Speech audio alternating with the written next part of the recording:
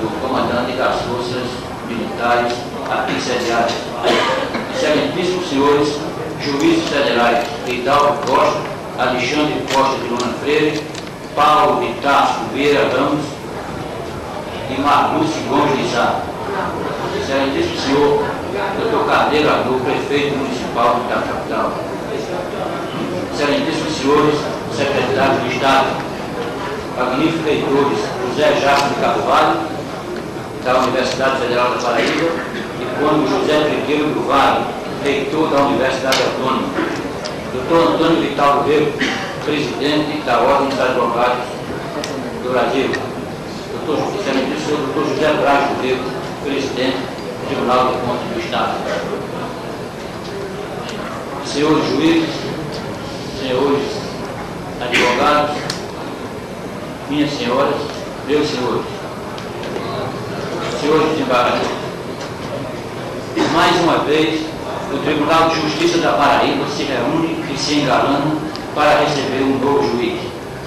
A repetição dessas solenidades não lhes arrebata, antes acentua o brilho e acende esperanças de uma melhoria da prestação jurisdicional decorrente da periódica renovação dos membros da Corte. Um organismo fechado, isolado, tende a se estiolar e enfraquecer. O ingresso de outros elementos vem dotá-lo de nova energia e nova vida. É o que estamos presenciando. A posse do Dr. Antônio Hernandes de Queiroga, do cargo de desembargador, alegra toda a magistratura e enche-nos de satisfação, orgulho e esperança. Satisfação de ver premiado o mérito de um juiz, integrante de uma classe onde existem tantos magistrados de merecimento. Orgulho porque a nosso lado se assenta um colega que tanto se tem destacado na função e certamente irá engrandecer e elevar o prestígio desta casa. Esperança de que a sua atuação na segunda instância seja a continuação de uma vida dedicada até com sacrifício à causa da justiça. Estes são os sentimentos dos senhores desembargadores que tenho a honra de interpretar. Para mim, é particularmente grato receber o desembargador Antônio Hernandes de Queiroga e dar as boas-vindas. Por isso que, escolhido, pus de lado o gesto e logo aceitei a distinta incumbência. Para isso, somaram-se várias razões, a primeira delas, a amizade. Vinha conhecer o Dr. Antônio Hernandes de Queiroga na cidade de Pombal, Alto Sertão Paraibano, onde por mais de 3 anos exercia a judicatura.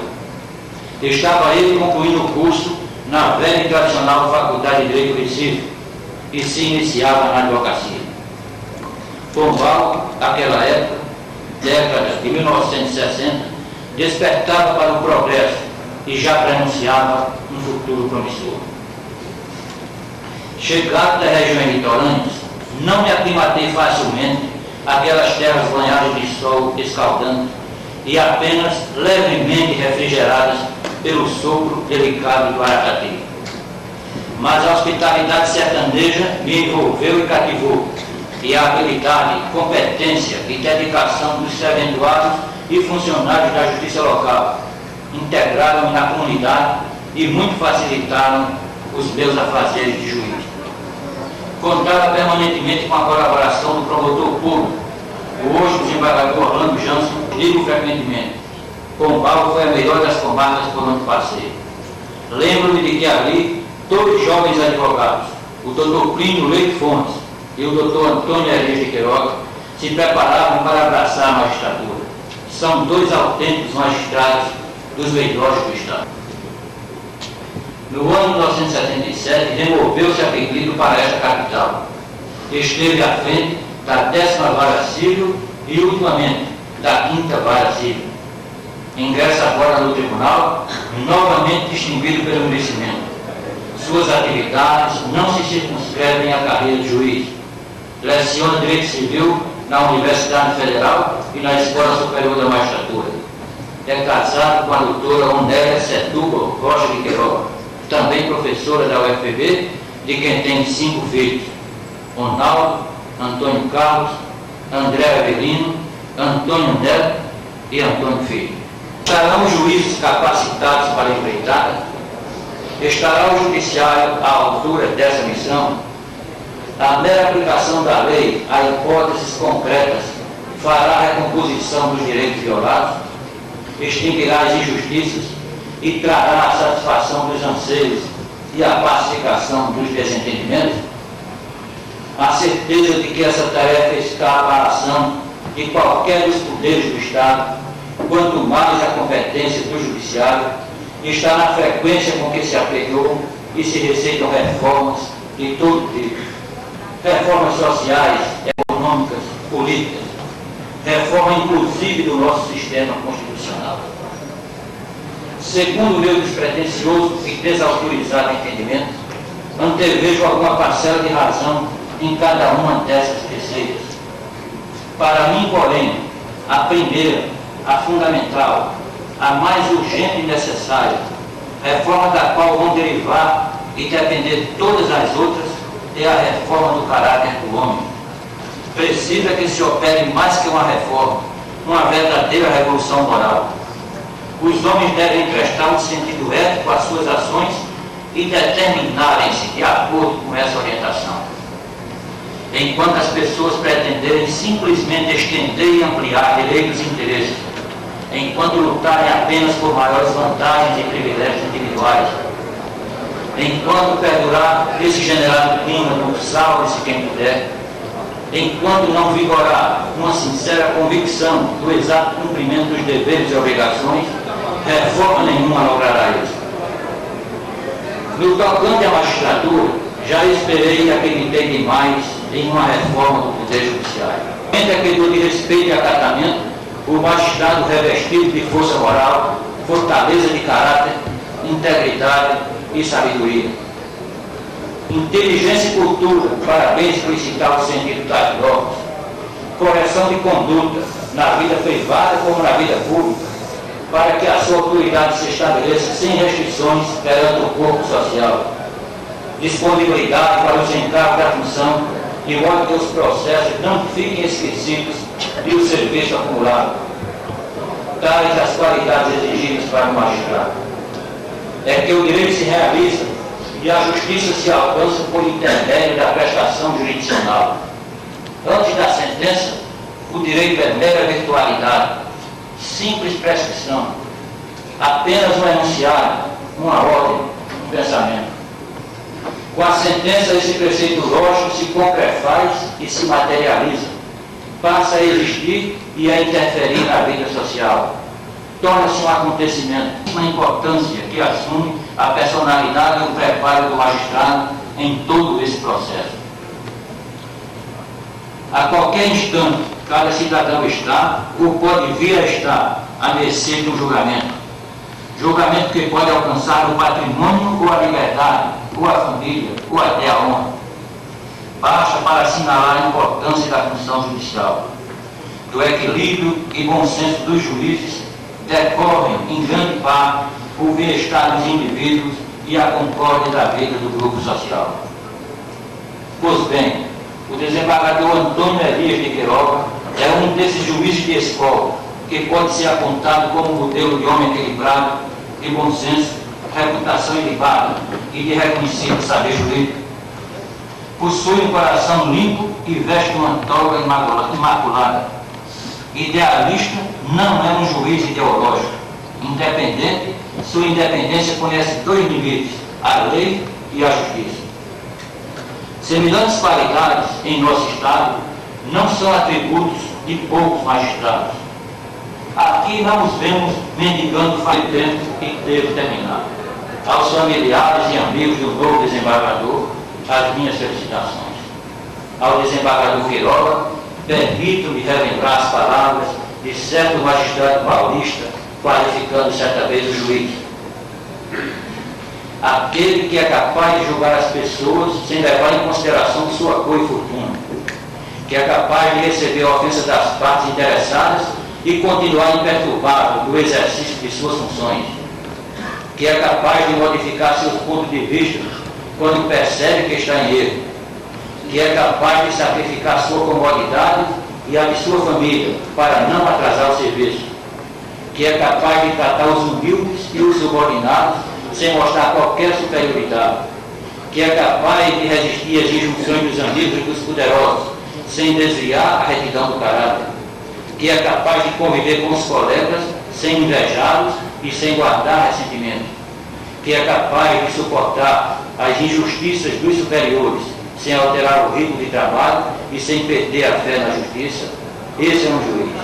Assim é o Dr. Antônio Elias de Queiroz, o novo desembargador.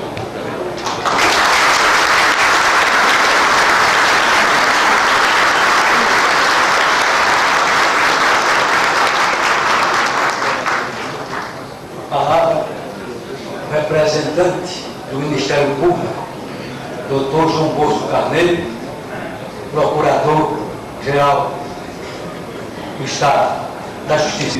E presidente da Ordem dos Advogados do Brasil, secção da Paraíba, meu particular e colega Vital do Rio, senhores, demais componentes da mesa, autoridades, secretários de Estado, juízes federais, presidente do TRT, senhor prefeito da capital, demais autoridades presentes, senhores desembargadores, minhas senhoras e meus senhores.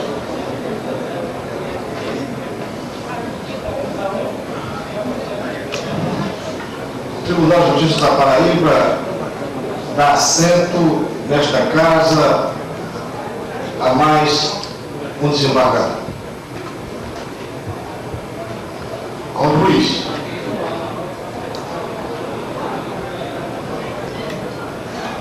Como juiz do interior, mas chegando a exercitar o ofício da magistratura, como corregedor da Justiça, como juiz do Tribunal Regional do Trabalho,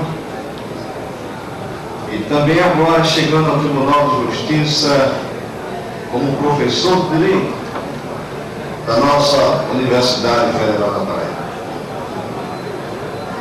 Como humilde representante do Ministério Público nesse instante, nós que fazemos essa instituição sem seu poder, mas uma instituição irmanada com o poder judiciário e demais poderes, estou aqui nesse instante para trazer a palavra do Ministério Público de saudação ao juiz que se assenta aqui, agora como desembargador, alcançando o grau maior da sua carreira. Que os poderes da nação sejam disciplinados da melhor maneira, que o Poder Judiciário, como aqui frisou Rivaldo Bezerra, desembargador ilustre, tenha autonomia, não só no papel, como já existe já a SEP, essa autonomia autêntica, financeira, administrativa. O Ministério Público também, como instituição, não como poder, tem a sua autonomia, a sua independência. Na hora que nós estamos lutando por reformas sociais, que os homens do campo pedem como reforma social, no primeiro pleito ou na primeira pesquisa, a reforma agrária, que os operários pedem em outro sentido, que os funcionários pedem também em outro sentido, e que o desembargador Rivaldo Bezerra disse que a reforma social melhor é a reforma do caráter, da moral do brasileiro, de nós todos. Vossa Excelência chega nesse instante, nesse tribunal, nesta hora sim, e com essas qualificações, com esses pendores, cumprindo com o seu dever por onde passou. E hoje aqui, agraciado, saudado, recebido com as homenagens de todos. Essa saudação, essa homenagem do Ministério Público é quem? E Vossa Excelência não vai chegar aqui não como aquele juiz da antiguidade. Aquele juiz, quando começou a justiça no mundo, onde o juiz era considerado um deus. E entre os egípcios, Tétis e Mar eram considerados deuses. Brahma foi considerado Deus entre os hindus, Jeová entre os hebreus. Vossa Excelência chega aqui nesta casa com muita honra para nós do Ministério Público e é pedido para toda a comunidade aqui presente, como juiz, não como Tétis, Mar, Brahma, Jeová, um juiz brasileiro, nordestino, paraibano, um juiz que sempre teve os pés no chão e a cabeça no lugar, sempre praticou justiça na instância inferior e que vai continuar da mesma forma, com o mesmo caráter, com o mesmo critério, com a mesma honestidade, com a mesma qualidade, com a mesma independência, praticando justiça aqui neste tribunal.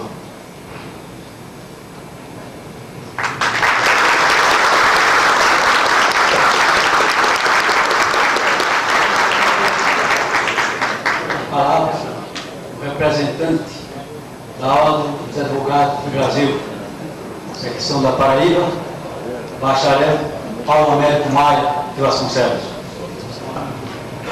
Excelentíssimo governador do Estado, Dr. Tarcísio Gomes, excelentíssimo presidente em exercício da Assembleia Legislativa do Estado, deputado Ademar Antônio, excelentíssimo procurador-geral da Justiça, Dr. João Bosco Carneiro, excelentíssimo presidente da Ordem dos Advogados, Dr. Antônio Vital Oliveira, excelentíssimo presidente do Tribunal Regional do Trabalho, demais autoridades civis, militares, religiosas, senhores desembargadores, senhores juízes federais, senhores juízes estaduais, senhores procuradores da Justiça, senhores procuradores do Estado,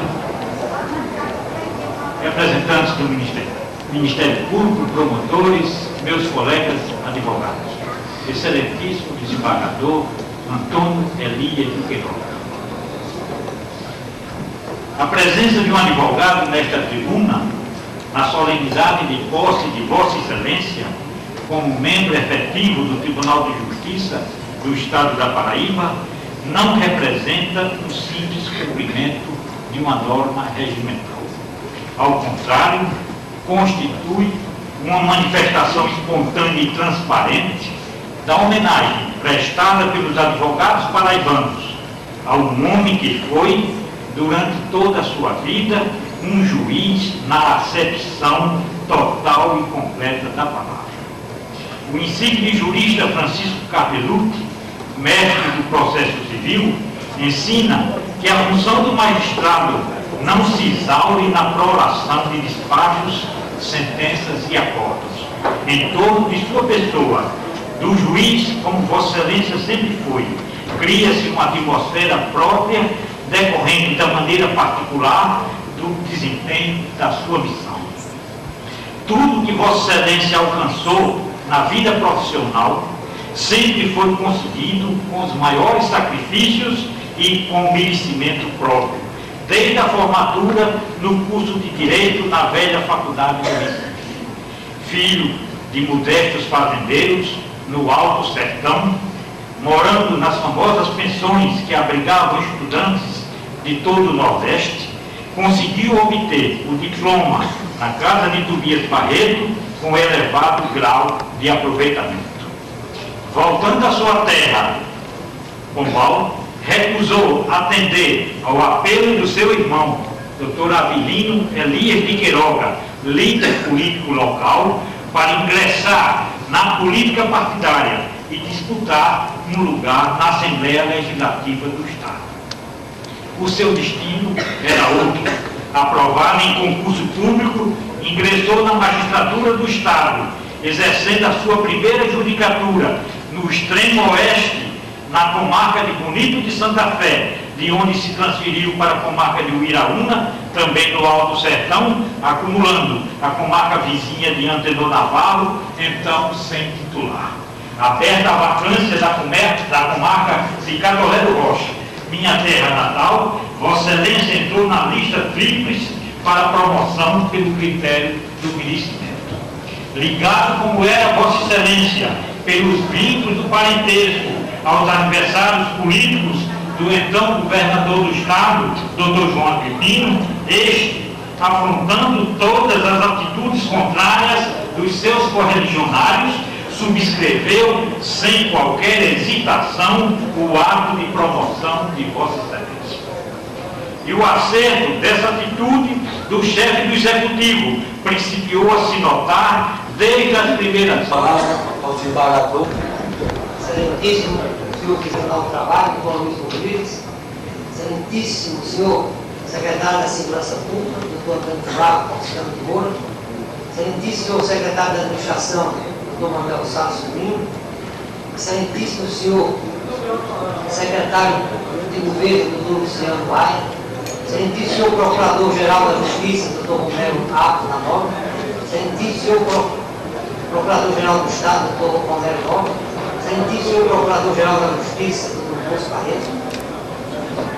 Carreiro, excelentíssimo senhor Reitor da Universidade Federal da Paraíba, aqui representado pelo Dr. Hélio Roberto, excelentíssimo senhor Presidente da Ordem dos Advogados do Brasil, Dr. Antônio Quintal Coelho, excelentíssimo senhor Presidente do Tribunal de Contas, Dr. José Braga Coelho, excelentíssimo senhor Prefeito João Pessoa, Dr. Antônio Carreira Louco, excelentíssimo senhor Prefeito de Pombal, Levi Olímpio Ferreira de Queiroz, excelentíssimos senhores juízes de direito, excelentíssimos senhores promotores, excelentíssimos senhores demais autoridades aqui presentes, funcionários e servidores da Justiça, meus senhores e minhas senhoras. Se às vezes nossos sonhos parecem realidade, às vezes acontece que a realidade é que parece um sonho. Da justeza desse pensamento do imortal poeta Guilherme de Almeida, tem uma comprovação nesse instante emocional para mim. Permitiu-me o Senhor Deus, faz quase 24 anos, que prestasse um compromisso que agora reitero. Jovem advogado, no gabinete enfrentou o presidente deste tribunal, o ilustre desembargador Francisco Floriano da Nova Espina, repetia em voz alta as palavras sacramentais que me compromissavam da função de juiz de direito da longínqua comarca do Rio de Santa Fé. Não seria apenas um compromisso formal de ingresso na carreira, mas sobretudo um fardo de deveres que me impunha quase a tarefa de ser herói. Digo isto, senhor presidente, porque na vida do magistrado, que eu olhava profano-se a figura prosaica do cotidiano das audiências e na quietude das bibliotecas, há um certo heroísmo tão sensível como que animava o cavalheiro manchego quando se pôs em marcha ao derramado dia pelos aventurosos campos de Manteira.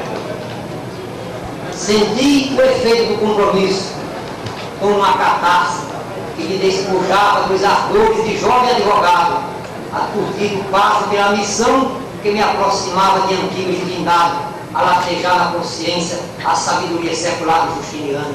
Jurisprudência est divinado, ato permanado, regra notícia.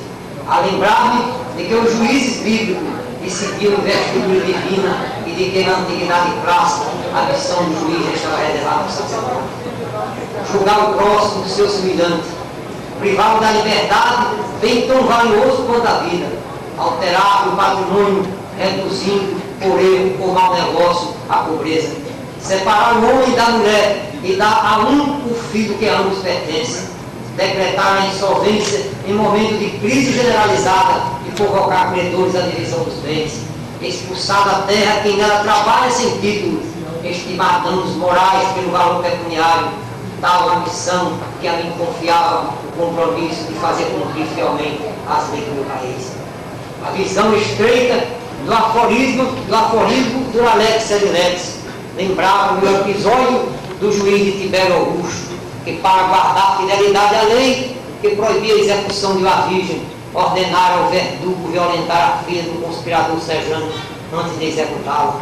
e, ao revés, as razões da comovente rebeldia de Antígono, negando fidelidade à lei de Tebas, que proibia sepultar o irmão. Hoje, senhor presidente, renovo o juramento desta feita para assumir o cargo de desembargador perante a mais alta corte de justiça do meu estado, este egrégio tribunal. Confesso que não foi fácil o percurso. Tive que enfrentar dificuldades ao longo da minha carreira, mas graças a Deus venci os obstáculos que apareceram. E por isso a minha vitória foi maior. Não gosto de coisas fáceis demais. O sacrifício valoriza muitas vezes a vida de uma pessoa. E quase tudo que eu consegui neste mundo, senhor presidente, foi com sacrifício.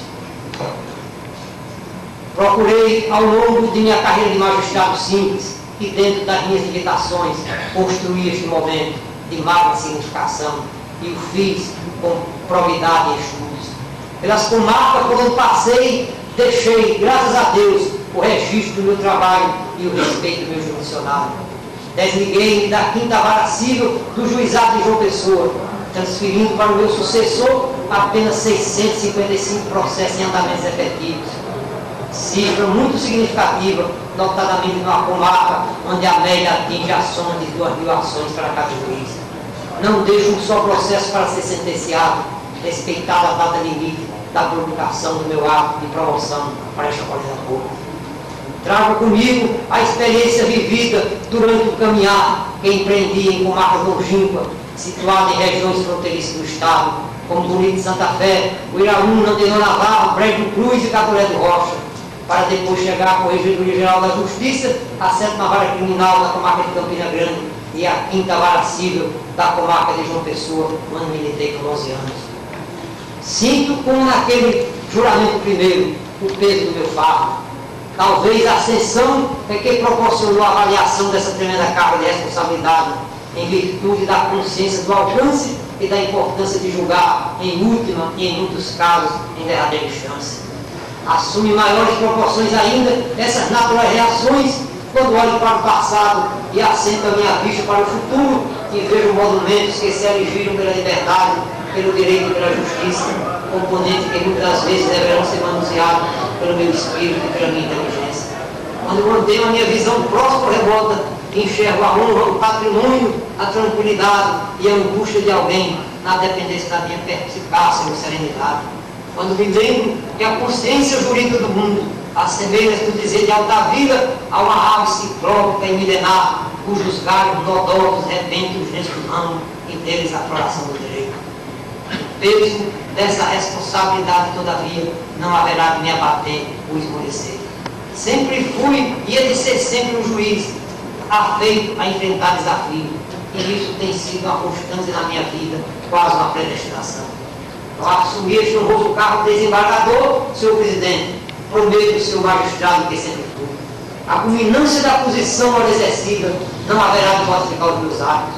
Saberei cumprir a lei do meu país e aplicá-las aos casos concretos que me forem apresentados, com serenidade, probidade e rapidez possível, adentrando sempre em estudos jurídicos aprofundados acerca das matérias controvertidas. Não me converterei em instrumento de opressão, de forma a cercear a liberdade ou outro direito da pessoa humana. Serei rigoroso na aplicação da lei aos criminosos, contumazes e perigosos, que, ao meu ver, não devem ser beneficiados pela penitenciária da lei penal brasileira. Serei justo com os ricos e com os pobres, o que, aliás, deve ser óbvio na vida de cada juiz.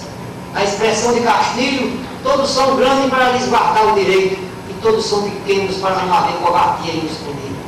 Ou, segundo o magistério de Daludalari, o importante não é decidir a favor dos ricos ou contra os ricos, o importante não é decidir a favor dos pobres ou contra os pobres, o importante é fazer justiça. Mas não quero ser apenas um juiz que faz cumprir a lei do seu país.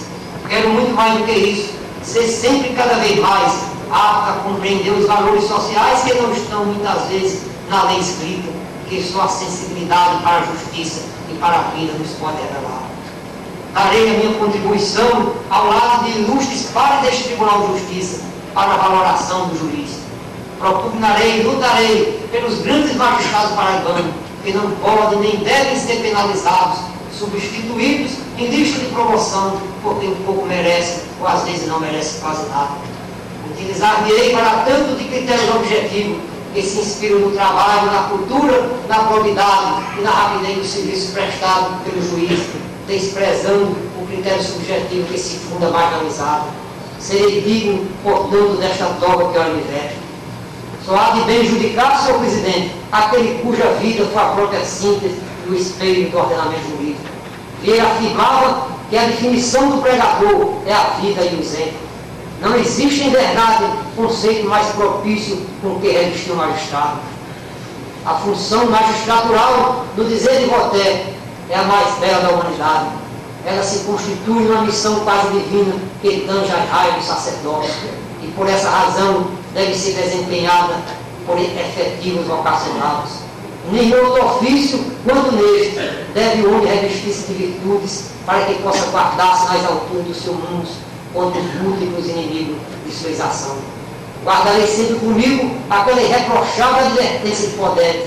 Não esqueça o bom juiz, por quem aspirar a ser, que não tem inimigo pior, nem mais traiçoeiro do que as suas próprias paixões. E que a primeira coisa que deve possuir o julgador é a vontade de querer e amar do coração a justiça. E é de se acrescentar aqui a passagem do profeta Isaías, a garantir que se a paz é obra da justiça, a justiça é obra do bom juiz.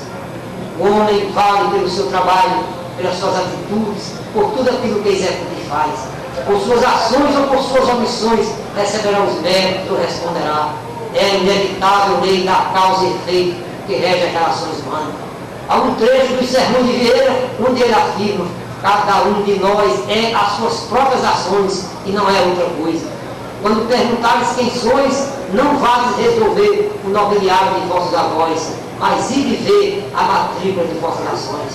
O que fazeis, isso sois, nada mais. Faço minhas, neste instante, as inesquecíveis e apropriadas palavras do insigne ministro Costa Manso. Quando talvez haja errado inúmeras vezes, nunca pratiquei uma injustiça voluntária e consciente. Nunca julguei mal, sem não supondo que julgava bem. Nunca deixei de ouvir com igualdade e paciência o pequeno e o grande, o fraco e o forte. Fazendo a abstração completa das pessoas, só procurei atender ao que me pareceu representar os interesses da justiça. Eu, senhor presidente, por força de disposição regimental desta Casa de Justiça, encerrar a minha modesta oração. Quero, no entanto, fazer alguns agradecimentos. Disse o apóstolo: em tudo dai graças. Agradecimento, primeiramente, a Deus, em quem existimos, por ter permitido essa minha existência, concedido a oportunidade do exercício dessa missão, da recepção desse prêmio, possibilitando que prossiga na lide neste tempo de justiça. Agradecimento ao Poder Judiciário do meu Estado, a este egrégio tribunal, por haver sempre me distinguido ao longo da minha carreira de juiz, colocando repetidas vezes em lista de promoção por merecimento. Agradecimento ao ilustre governador, professor Tarcísio de Miranda Curitiba, por haver, utilizando-se de uma prerrogativa constitucional, feito a opção pelo meu nome